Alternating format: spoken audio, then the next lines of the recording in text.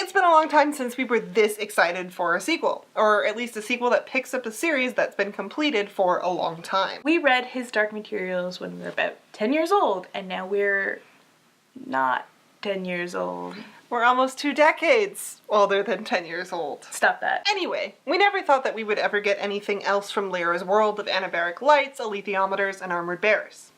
Turns out you just have to wait a really long time. Of course, unexpected companion series could be a blessing or a curse. They could add something new and expand the world that you love. But they also have the potential to be terrible pieces of crap that ruins everything you knew and loved. AKA like Ghost Set of Watchmen did for some people. Bele Sauvage follows Malcolm, whose family owns an inn across the river from a nunnery. When Lyra was first removed from Lord Asriel's care, she was brought to that convent. Malcolm is friends with the nun and quickly falls for Lyra in like a non-creepy protective older brother way, let's be clear. But Malcolm is aware of forces that are conspiring to harm Lyra in the form of Charles Bonneville. Bonneville's reasons for wanting to kidnap Lyra come across as fairly weak. He has a grudge against Mrs. Coulter or something and he wants to stick it to her? Or he's disgraced somehow and he believes that kidnapping a baby is going to help him regain his position. Or something like that.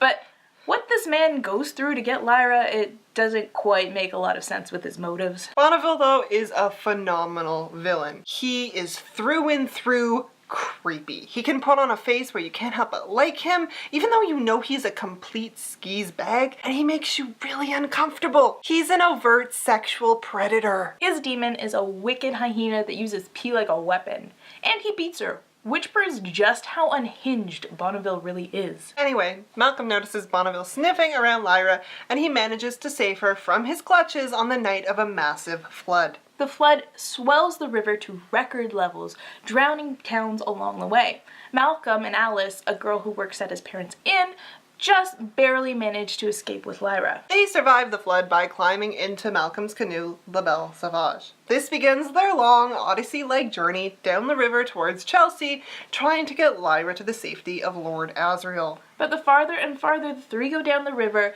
the weirder and weirder the journey gets, until they leave reality far behind. La Belle Sauvage is a retelling of Edmund Spenser's Fairy Queen, where people are allegories for high concepts, like the many mistakes adults make. In La Belle Sauvage, there's a lot of things that we wanted to see in a sequel series. The overarching feel is the same as the Dark Materials, and there are 2 young kids who are facing against forces far larger and darker than they could ever really understand. And the tone of the book matches perfectly with the tone of the first series. It's simplistic in its delivery, and yet there are always huge concepts floating just under the surface, which the child characters treat with seriousness and respect. It's a hard voice to describe, but the tone immediately takes you back and orients you in a familiar world. The book focuses around Lyra, but she isn't the main character. This gives us a way to examine the world that she grows up in with fresh eyes. Lyra, until she's taken away by Mrs. Coulter, is very unaware of the political climate in her London, and when she does become aware of it, she's already on her way out of the city and onto her big adventure out of her world. In La Belle Sauvage,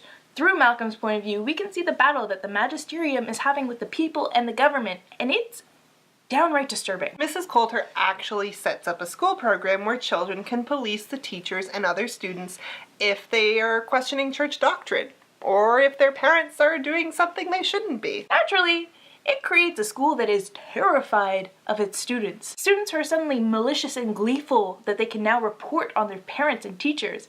And it also means that the Magisterium has eyes everywhere. Malcolm is also in the prime position to learn more about dust, as well as the battles between the colleges and the religious organizations. He meets a woman who has access to an alethiometer and who is aligned with the scholars. And through several turns of events, he gets in contact with some of our old friends and hated enemies, like Farder Coram, Lord Asriel, and Mrs. Coulter. Malcolm's contact with these characters will color your previous opinions of them, especially if you haven't read the original series in a while. Reading his Dark Materials, both Lord Asriel and Mrs. Coulter were very shitty parents.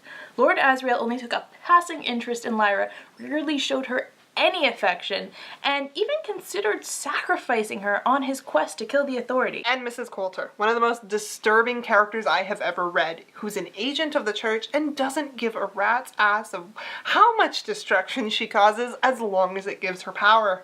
But Pullman seems to be a bit more sympathetic in this book, especially when it comes to Lord Asriel. Which, I didn't need him to be redeemable. I was quite happy with him being an attractive, powerful asshole. La Belle Sauvage gets darker as the book goes on, with a sex scene that might be glossed over by children and a rape scene that will definitely probably be lost on younger audiences. But be warned, for all its simplicity, there are some very adult concepts in here. I really like this book, but it does change some of the things that you read in his dark materials. We will talk more about this in our spoilers review, but all in all, La Belle Sauvage is the first volume in the Book of Dust, and it's worth a read. It will definitely transport you back to your childhood if you read it when you're younger, or if you've never read his dark materials before, you could start here and not be terribly confused. There are going to be 2 more books in this series as far as we know, and they will take place sometime after Lyra comes home from her adventures. Also, we can kinda hopefully, probably, maybe look forward to a BBC-made mini-series of The Golden Compass.